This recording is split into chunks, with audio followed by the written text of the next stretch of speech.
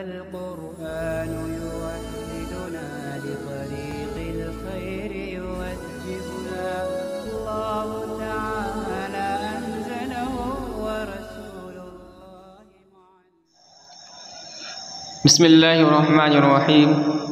मसला, अगर मसरफ़ ज़कात गुमान करदा ज़कात दाद, अगर किसी ने ज़कात का मसरफ़ गुमान करते हुए किसी को ज़कात दिया, पस्तर ज़ाहिर शुद, उसके बाद ज़ाहिर हुआ कि गनी बूद कि जिसको ज़कात दी गई है वो तो मालदार है, या हाशमी या वो हाशमी है, या काफिर है, या पिदर या उसका बाप था, या पिसर या उसका लड़का था। ज़कात दहिंदा नज़्द इमाम आज़म यादा लाज़िम नहीं, तो ज़कात देने वाले पर इमाम आज़म अबू हनीफ़ा रहमतुल्लाह अलैह के नज़दीक उस ज़कात का यादा लाजिम नहीं है। व नज़्द अबू यूसुफ़ यादा लाजिम है, और हज़रत इमाम अबू यूसुफ़ रहमतुल्लाह अलैह के नज़दीक ज़कात देने वाले पर उस ज़कात का यादा लाजिम होगा। तो ये मसला पहले आ चुका है कि ज़कात के मुस्तहिक़ कौन लोग हैं और कौन लोग मुस्तहिक़ नहीं हैं। तो जो लोग मुस्तहिक़ नहीं हैं उनमें से चंद लोग हैं। एक तो है कि गनी को, यानी जो शरीयत की निगाह में मालदार है, उसको ज़कात नहीं दे सकते हैं। इसी तरह अपने उसूल जैसे कि बाप दादा है, उनको भी ज़कात नहीं दे सकते। फ़ुरू जैसे कि बेटा बेटी पोती पोता, इनको ज़कात नहीं दे सकते हैं। इसी तरह गैर मुस्लिम को ज़कात नहीं दे सकते हैं। अगर किसी ने दिया तो अदा नहीं होगा, लेकिन ये उस सूरत में है जबकि आदमी जानबूझकर दे। आदमी को मालूम है कि काफिर है, उसको ज़कात दे दिया जानबूझकर, तो उसका ज़कात अदा ही नहीं होगा, उस ज़कात का अदा लाजिम होगा। किसी ने अपने जानबूझकर अपने वालिद साहब को ज़कात दे दिया, या अपने लड़के को ज़कात दे दिया, या किसी हाशमी को ज़कात दे दिया जानबूझकर, तो इन तमाम शक्लों के अंदर बिल इत्तेफाक उस ज़कात का यादा लाजिम होगा, वो ज़कात अदा ही नहीं होगी। अब एक दूसरी शक्ल है, एक आदमी ने भूले से दे दिया इन लोगों को ज़कात। मिसाल के तौर पर उसने ज़कात का रुपया निकाला और तक़सीम करने के लिए घर से निकला कि इसको मैं तक़सीम कर दूँ। रास्ते में अंधेरा था, उसने एक आदमी को देखा कि ये आदमी है, उसको ज़कात दे दी। बाद में दूसरे दिन पता चला कि जिसको ज़कात दिया उसका वालिद साहब थे, या पता चला कि वो काफिर था, या पता चला कि वो सैयद घराने से उनका ताल्लुक़ था, या पता चला कि वो तो उसका लड़का ही था। तो क्या इस सूरत में जबकि उसने भूले से, यानी अनजाने में, भूले का मतलब अनजाने में ज़कात दिया, ज़कात अदा हो जाएगी या नहीं होगी? तो इसमें अहनाफ में इख्तिलाफ है। इमाम अबू हनीफ़ा रहमतुल्लाह अलैह कहते हैं कि उसकी ज़कात अदा हो गई, अब उस पर उस ज़कात का यादा लाजिम नहीं है, और साहिबैन यानी इमाम अबू यूसुफ़ रहमतुल्लाह अलैह के नज़दीक उस ज़कात का यादा लाजिम होगा। एक शक्ल तो हो गई, इसमें इख्तिलाफ है। दूसरी जो शक्ल है वो बिल इत्तेफाक है। दूसरी शक्ल क्या है कि अगर ज़ाहिर शुद के बंदा या मुकातब उबूद अगर ज़ाहिर हुआ कि वो तो उसका ग़ुलाम है या उसका मुकातब था, या आदा लाजिम है, तो उसका यादा लाजिम है। यानी शक्ल बिल्कुल वही है, और इसमें जो है सिर्फ इतनी सी बात यह है कि दूसरे दिन जब सुबह हुई तो आदमी को ये पता चला कि जिसको उसने ज़कात अदा की है वो गैर मुस्तहिक़ है। गैर मुस्तहिक़ होने के साथ साथ उसका ग़ुलाम है या उसका मुकातब है। तो उस सूरत में इमाम अबू यूसुफ़ और इमाम अबू हनीफ़ा दोनों रहमतुल्लाह अलैह दोनों के नज़दीक बिल इत्तेफाक उस ज़कात का यादा लाजिम हो। अब इसकी वजह क्या है, ये बड़ी किताबें करने पड़ेंगी। फ़िक़्ह हनीफ़ी के अंदर बहुत सारे ऐसे मसाइल हैं जो बज़ाहिर मिलते जुलते आपको नज़र आएंगे, लेकिन उनमें फ़र्क है। इसलिए कि जो मसाइल हैं ना मुस्तंबत होते हैं क़वाइद पर, तो देखने में तो फ़ुरू मालूम होते हैं, फ़ुरू जो होते हैं वो एक जैसे मालूम होते हैं, लेकिन जिन उसूल पर मुतफ़र्रे होते हैं वो उसूल अलग अलग होता है। अल-फ़ुरूक़ फ़िल फ़ुरू' एक किताब है, उसके अंदर बहुत सारे ऐसे मसाइल को जमा किया गया है जो बज़ाहिर देखने में एक तरह है, लेकिन दोनों का हुक्म अलग अलग है। मसला, मुस्तहबाज़ के एक फ़कीर रआ क़दर दहत के दरआ रोज़ मोहताजी सवाल नबाशत। मुस्तहब ये है कि एक फ़कीर आदमी को इतनी मक़दार में ज़कात दी जाए कि उस दिन वो फिर मांगने का मोहताज न हो।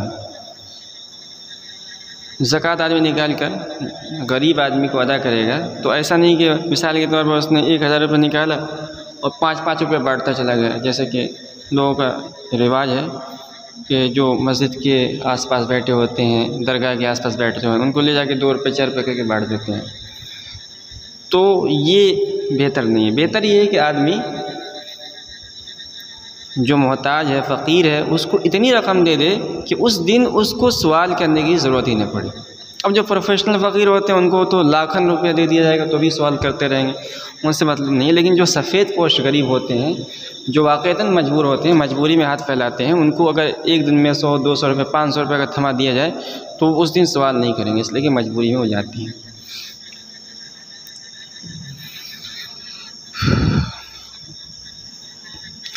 मसला मिक़दार निसाब ये अक्सर बैक फ़कीर गैर मदयून दादन कह रहे कि निसाब की मिक़दार के बकदर या उससे ज़्यादा एक ऐसे फ़कीर को देना जो कि मदयून ना हो, ये मकरूह है। इसकी खबर ऐसा मुब्तदा है, इसकी खबर आगे आएगी कि ये सब ऐसा करना ये मकरूह है, ये मकरूह खबर है इसकी। ये मसला पहले बयान कर चुका हूँ कि अगर कोई आदमी ज़कात निकालता है और वो सारी ज़कात की रकम एक ही आदमी को दे देता है, इतना दे देता है कि वो मालिक निसाब हो जाए, तो ऐसा करना मकरूह है। मिसाल के तौर आज के दौर में 40,000 के आसपास की जो रकम है वो ग़िना की मिक़दार है। जो चांदी का निसाब है उसका अंदाज़ा लगाएंगे लगभग वही 35-40,000 के आसपास पहुँचेगा। अब किसी आदमी ने ज़कात निकाल कर 40,000 एक ही आदमी को दे दिया तो ऐसा करना मकरूह है, बशर्ते कि वो फ़कीर जिसको मोहताज आदमी है, जिसको ज़कात दी जा रही है, वो मदयून ना हो, मक़रूज़ ना हो। अगर वो मक़रूज़ है तो उसको जितना चाहे दे सकते हैं। इस मिसाल का 2 लाख का मक़रूज़ है तो 2 लाख रुपए भी उसको देंगे बिला कराहत जायज़ है, इसलिए कि अल्लाह रब्बुल इज़्ज़त ने जो ज़कात के मसारिफ़ बयान किए उनमें है वल-गारिमीन, जो कर्ज़ में डूबे हुए हों। तो ज़कात का एक अहम मसरफ़ ये भी है कि मक़रूज़ लोगों को कर्ज़ा से निकाला जाए तो उनको दे सकते हैं। इसी तरह मकरूह है क्या, या शहर बशहर दिगरे माल ज़कात फ़रिस्तादन, या एक शहर से दूसरे शहर में ज़कात का माल मुंतकिल करना मकरूह ये मकरूह है। तो बेहतर ये है कि जिस शहर में ज़कात निकाली जा रही वो ज़कात उसी शहर उसी गांव के लोगों मोहताज लोगों में तकसीम कर दी जाए।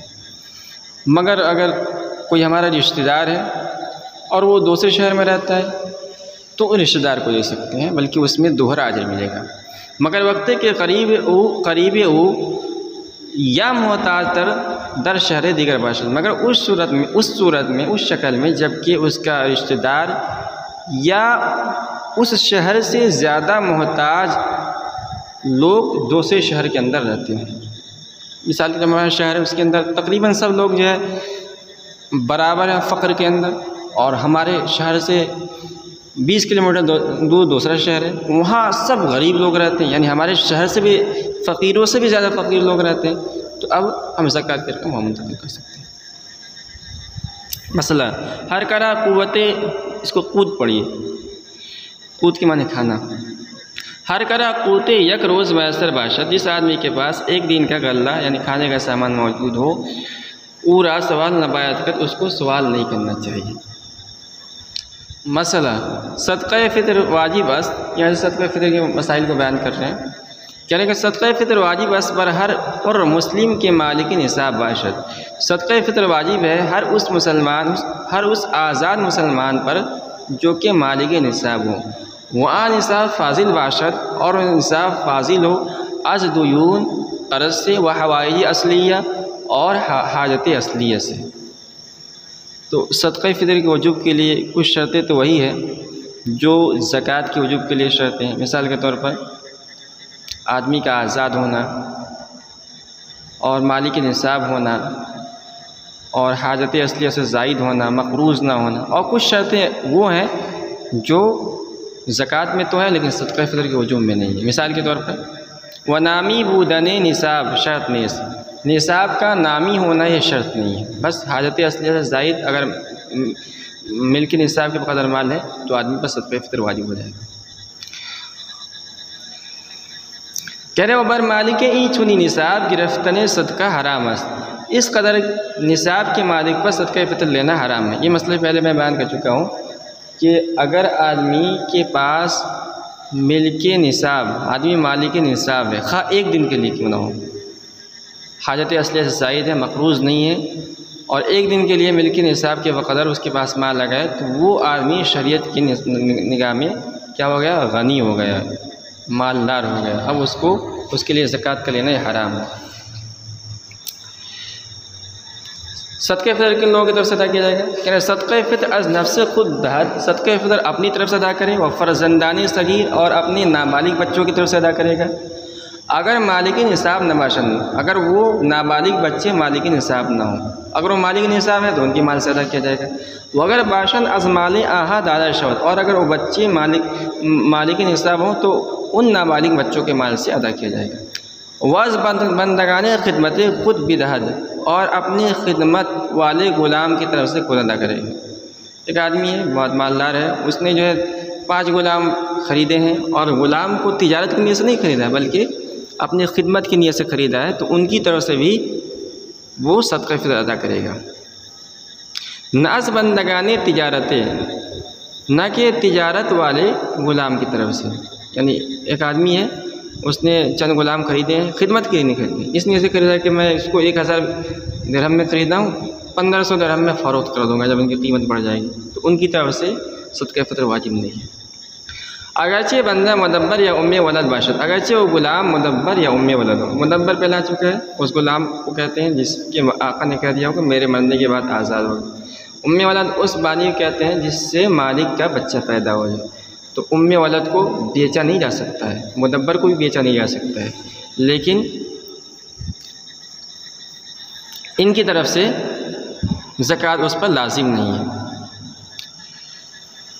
नाज़ ज़ौजा खुद व फ़रज़ंदाने बालिग खुद, इसी तरह अपनी बीवी का सदक़ा फ़ितर भी आदमी पर वाजिब नहीं है, और अपने बालिग बच्चों का सदक़ा फ़ितर भी आदमी पर, बाप पर वाजिब नहीं है। और मुकातब खुद, इसी तरह अपने मुकातब ग़ुलाम की तरफ से भी सदक़ा फ़ितर अदा करना आदमी पर वाजिब नहीं है।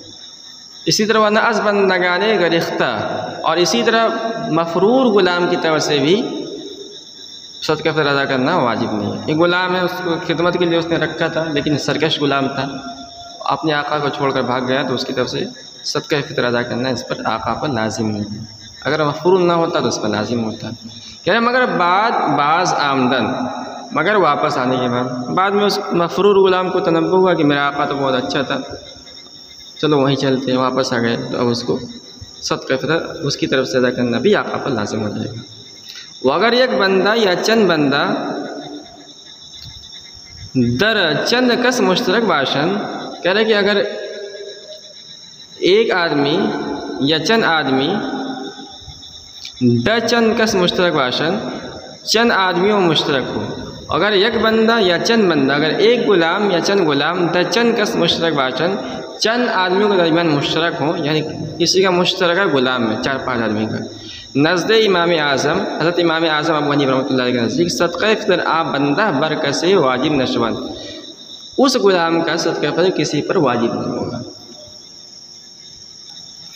कह रहे मसला सदक़ा फ़ितर वाजिब मिशवन बतुलूए फ़जर रोज़े ईद, सदक़ा फ़ितर वाजिब हो जाता है ईद के दिन तुलूए फ़जर से, पस कसे के पेश सुबह ईद बमुर्द, लिहाजा वो आदमी जो ईद के सुबह से पहले मर जाए, या बाद सुबह ज़ायदा शुद, या ईद के सुबह के बाद पैदा हुआ हो, या इस्लाम औरत, या उसने इस्लाम कबूल किया हो, सदक़ा आ वाजिब नशवत, इन लोगों का सदक़ा वाजिब नहीं होगा। तो सदक़ा फ़ितर जो आदमी पर वाजिब होता है, देखिए 2 चीज़ें हैं, एक तो वाजिब होना, एक उसका अदा करना। आदमी ईद उल फ़ितर के तुलू से पहले भी अदा कर सकता है, रमज़ान में ही अदा कर सकता है जैसे कि रिवाज है, लेकिन वाजिब कब होगा आदमी पर? वाजिब होगा जब ईद उल फ़ितर की सुबह नमूदार होगी तब। तो जो रमज़ान के अंदर फ़ितर अदा किया जाता है वो पेशगी अदा किया जाता है, अभी वाजिब हुआ ही नहीं लेकिन पेशगी आदमी अदा कर देता है तो अदा हो जाएगा। वाजिब कब होगा? जब ईद उल फ़ितर की सुबह नमूदार होगी। लिहाजा अगर कोई आदमी उस दिन पैदा हुआ, ईद उल फितर की सुबह तुलू होने के बाद पैदा हुआ, तो उस पर सदक़ा फ़ितर वाजिब नहीं होगा। या कोई मर गया, वपेश अज़ ईद हम अदाए सदक़ा फ़ितर जायज़ है, और वपेश अज़ ईद, ईद से पहले हम अदाए सदक़ा फ़ितर का अदा करना जायज़ है। लेकिन मसनून आज के पेश अज़ ख़ुरूज व मुसल्ला अदा करूँ, लेकिन मसनून ये है कि ईदगाह में जाने से पहले आदमी अदा करे। अगर रोज़े ईद सदक़ा फ़ितर अदा ना कह रहे कि अगर ईद उल फ़ितर के अंदर भी, ईद उल फ़ितर के दिन भी किसी ने सदक़ा फ़ितर अदा नहीं किया तो कब अदा करेगा? कह रहे हर गा ख़ाहत क़ज़ा कुन, जब उसको चाहे, जब उसको तनब्बो हो, जब उसको याद आए उसको अदा कर सकता है।